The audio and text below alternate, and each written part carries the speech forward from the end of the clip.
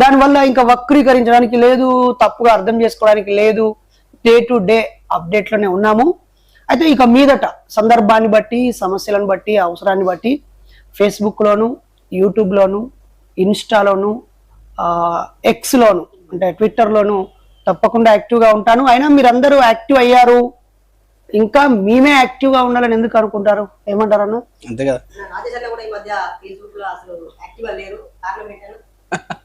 భయపడ్డారు ఇద్దరు దాడి తర్వాత అనేది బయట చర్చ జరుగుతుంది. చాలా పెద్ద పొరపాటు. అయితే డిసెంబర్ టు జనవరి మధ్యలో మా ఇరువురిపై దాడి జరగడం, నాటు అరెస్ట్తో ఆయన జైల్లో నుంచి బయటకు రావడం జరిగింది.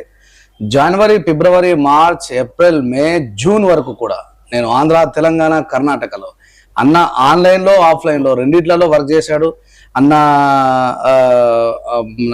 టెక్నికల్గా